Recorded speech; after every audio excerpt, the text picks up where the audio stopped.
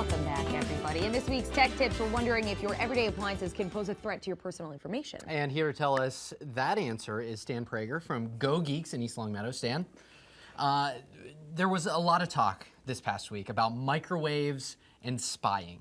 Exactly, which is why I thought this would be a great day to talk about this kind of thing. So, so yeah, the WikiLeaks information about the CIA techniques has sparked all kinds of conversations, and some of it has been, correct, and some of it has been really way out there. So, let's talk about that. Sure. So first of all, in order for a device to spy on you per se, okay, it would have to be a smart appliance, number one. So connected to the internet. Exactly. Okay. Yeah. So if you've got like a microwave or a refrigerator or a washing machine that's not a smart device, it cannot be compromised by anybody, regardless of what. Yes. So that's number one. Good to know. All right. So what can happen with any smart device, we've talked about this on the show before, is if your network isn't secured or if a criminal's really good, they can get into your network and then use that as a way to penetrate other devices on your system. Get into your laptop or your computer or something else. Okay. So that's a legitimate thing to be concerned about, which is why you want to have a secured network, okay? We talk about that often? Yes, we have talked about that. That's correct. Now, as far as what can happen beyond that,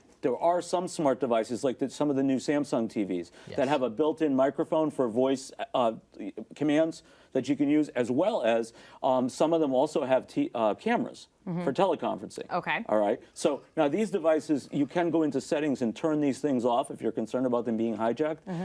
You can also take a piece of tape. This is old school analog stuff. Sure. You can take a piece of tape and put it over the camera on your TV. Do you know how many people I knew that did that in college with on their webcams? Yeah. Yes, on their laptops all the time. And you should.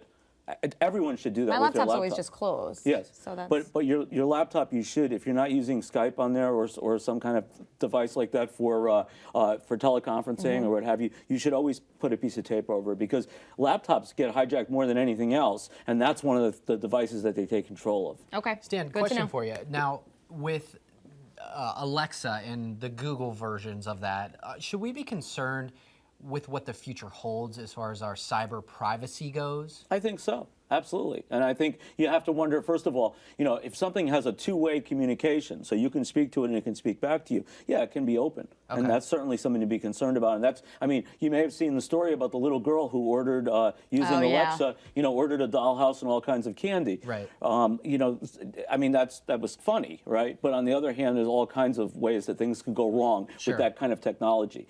I think the most important thing for everybody, I mean, I don't think we should be as concerned about the CIA spying on us as we should be concerned about criminals hijacking our network and getting in. So the most important thing is have a good, strong Wi-Fi password and lock down your router.